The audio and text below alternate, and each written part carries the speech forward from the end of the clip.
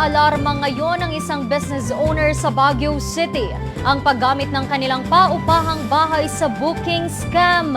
Mga biktima, problemado matapos magbayad ng reservation fee sa kanilang katransaksyon. Matapos mailabas ang kwento ng pamilya nila Jean ukol sa paggamit ng kanilang paupahang bahay sa scam, nakatanggap sila ng mensahe mula sa mga nabiktima naman ng di umano'y nagpakilalang may-ari ng paupahang bahay nila Jean.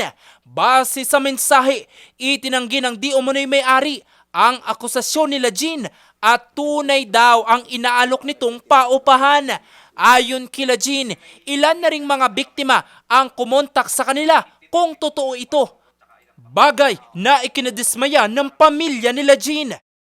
Legal kaming nagpaparent, may business permit kami, lahat-lahat na yearly kaming nagre-renew. Kaya kami legit kaming nagpaparent. Kailangan ipakita nila yung resibo. Nasa amin talaga yung resibo.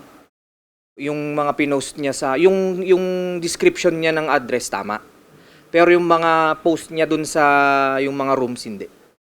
Ang kasong ito, inilapit na ng news team sa pamahalang lungsod, partikular sa opisina ng Committee on Education, Culture, Creativity and Historical Research. Bagay na ikinaalarma nila, lalo pat maraming estudyante ang naghahanap ng matitirhan sa lungsod para mag-aral.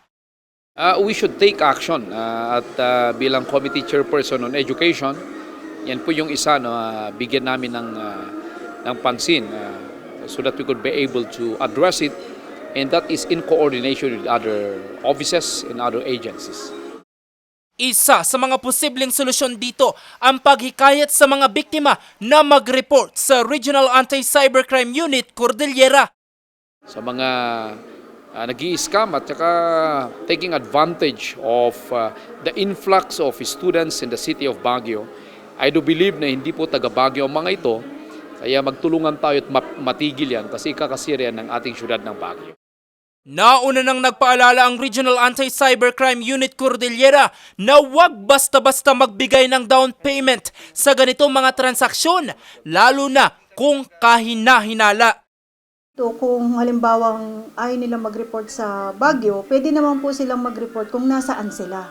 Pwede sila, ayun nga sabi ko, ang anti-cybercrime, kahit sa ang region, meron na po. And even yung mga province natin, meron na tayong cybercrime response teams. Ngayong taon, isang kaso pa lang ng nasabing scam ang nai-report sa kanilang tanggapan.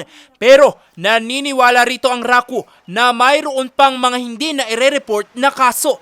Kaya patuloy pa ang paghimok ng ahensya sa mga biktima na mag-report at matutukan ito.